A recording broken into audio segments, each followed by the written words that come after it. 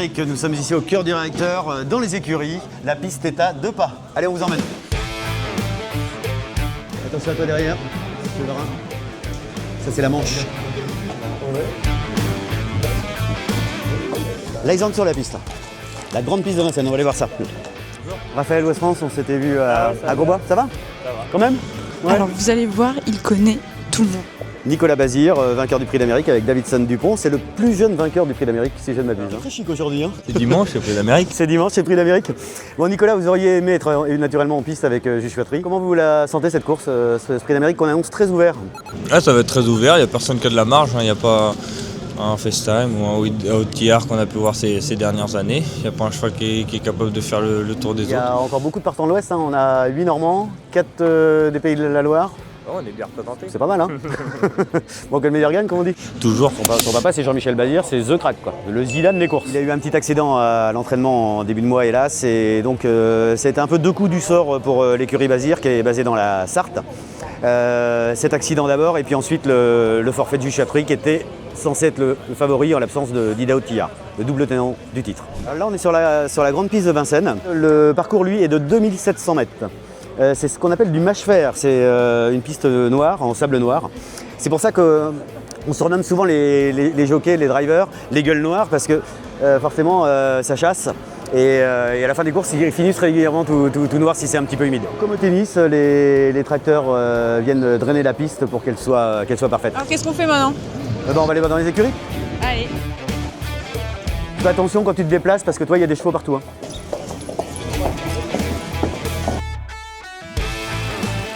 Salut Oriane, et toi? T'es en piste là? Ouais, je cours la deuxième. Oriane Meunier, une joquette de l'Orne à côté de Gassé, à Croisy exactement. C'est la fille de Stéphane Meunier. Je la prépare pour la course et elle va prendre le départ dans 14 minutes. Paris, c'est quoi exactement? Eh ben, on met les artifices, la bride, le harnais, tout l'équipement pour que le jockey puisse monter ensuite derrière. Et elle est bien, ça s'est bien passé l'entraînement? L'entraînement s'est bien passé, l'échauffement aussi. Donc maintenant, il n'y a plus qu'à voir en course. On veut forcément gagner. C'est la compétition. Good luck. Là, on est là pour le Prix d'Amérique, mais il n'y a pas que ça aujourd'hui. Ah non, il y a 10 courses au programme, donc une centaine de chevaux qui se croisent dans les écuries et qui vont s'escrimer en piste. Ah, c'est une grosse journée. On va essayer de choper Mathieu Mottier. Vous en avez un là-bas? Nous sommes ici avec Mathieu Mottier, encore un des nombreux représentants de l'Ouest, un crack de Vincennes, qui a une chance d'outsider, j'ai envie de dire aujourd'hui. On est challenger, ouais. Mais il est capable d'être dans les 5 premiers. D'autant que c'est ouvert quand même hein, cette année. Hein. Ouais, c'est très ouvert, il y a plein de top chevaux, hein, c'est la plus grande course du monde, mais il n'y a pas un grand crack qui se détache.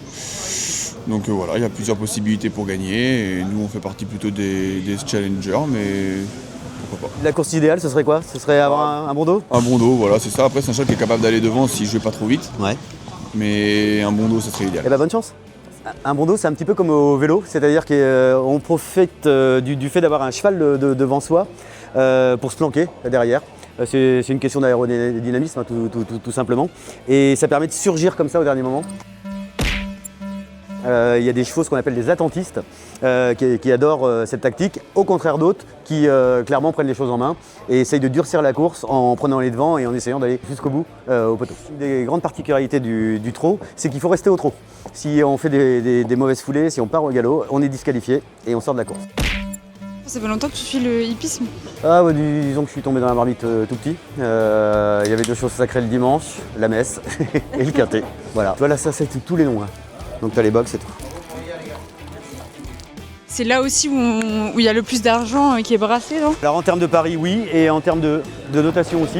Il y a 1 million d'euros hein, sur la table d'allocation, dont 425 000 ou 450 000 euros pour le gagnant quand même. C'est pas une paille. Il y a 15 ans, Oyonnax avait gagné une cote astronomique. Je crois que c'était 178 contre 1 ou quelque chose comme ça. Personne n'avait vu venir. Hein.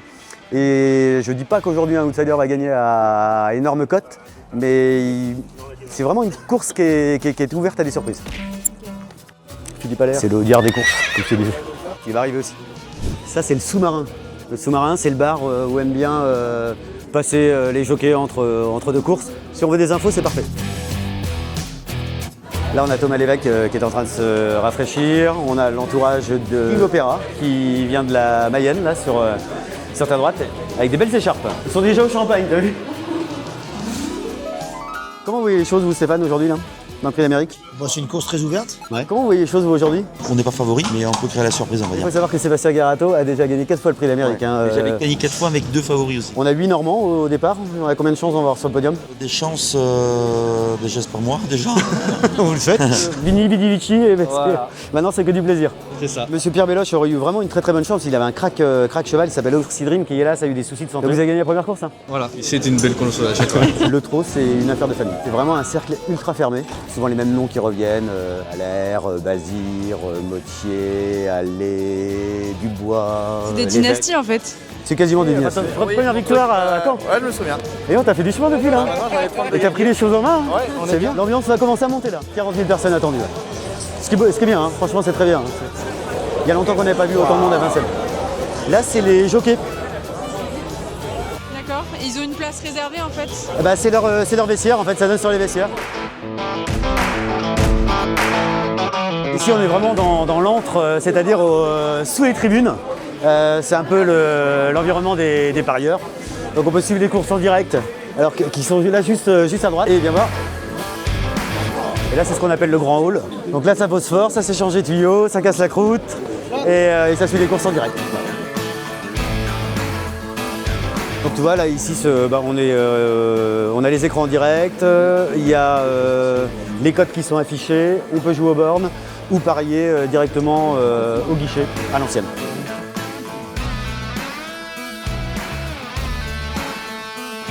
Je peux chuchoter. Ouais, voilà, ici c'est le Media Center. 400 journalistes sont accrédités aujourd'hui, évidemment toute la presse spécialisée, mais aussi la presse quotidienne, régionale, et puis et pas mal d'étrangers.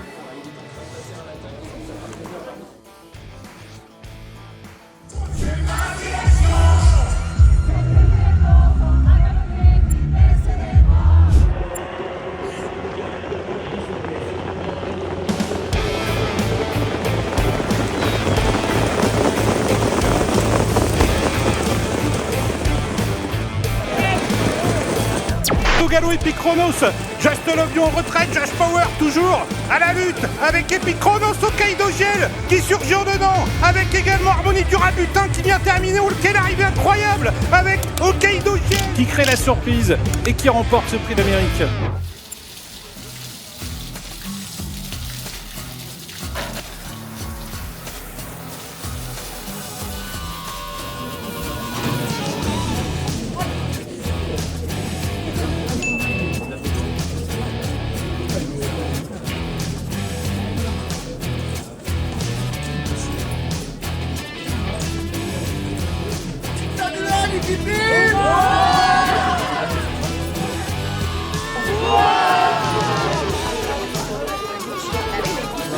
On est toujours à Vincennes, la nuit est tombée depuis un petit moment. Les gens commencent à quitter l'hippodrome après une journée très très dense. Un Prix d'Amérique surprise, hein, on s'y attendait. La course ne l'a pas démenti avec une victoire donc surprise à la cote de 37 contre 1 quand même, hein, d'un cheval normand, calvadosien qui plus est, issu de l'entraînement de Jean-Luc Dersoir à Bénerville à côté de Deauville et drivé par le fameux Francky la main froide, Franck Nivard, comme le connaissait Turfiste, qui a réussi à se glisser dans un trou de souris. Il a profité de bonnes circonstances, hein, savoir qu'elle est un des favoris, Gwen Boy, est parti au galop et il a chippé la première place vraiment sur le fil, hein, d'un museau à Josh Power qui était le deuxième favori de l'épreuve. Pas mal de péripéties quand même dans cette course avec Inma Rosa qui a essayé de passer en épaisseur et puis qui a fini par perdre pied. Franck Jo, il fait 4e lui, il n'a pas tellement trouvé le passage. Sébastien Garato est un petit peu déçu, il estime qu'avec un meilleur parcours, il aurait pu venir coiffer tout le monde. Quand je parlais de péripéties, la 5e place avait été héritée par Harmonie du Rabutin, celle qu'on appelait la Cendrillon de la course, qui a été disqualifiée après enquête, donc elle a perdu le bénéfice de sa 5e place, au bénéfice de Just Love You qui avait été dauphine d'Ida Kiar l'an passé. De retour au premier plan. On a fait plusieurs des prix d'Amérique, t'en penses quoi de celui cette année? Celui-ci, franchement, il était très très ouvert, donc il n'y avait pas d'épouvantail. Ah bah, vive des courses. Ciao.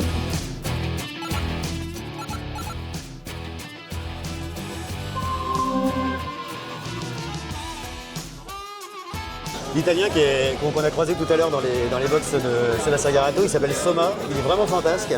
Il avait fait un truc assez incroyable, c'est-à-dire qu'il avait provoqué Philippe Allaire, un entraîneur calvadosien, en disant que son cheval, un jeune cheval, était nettement meilleur que le sien. Il lui avait proposé un duel à l'ancienne, c'est-à-dire 2 chevaux sur la piste, 500 000 € sur la table chacun, et 50 mètres de retard pour son cheval en étant persuadé qu'il allait battre celui de Philippe Allaire. Et ça a eu lieu ou pas? Ça n'a toujours pas eu lieu. Philippe Allaire a botté en touche à sa façon. Pour l'anecdote, les 2 chevaux se sont affrontés hier en piste. Ils sont tous les deux partis au galop.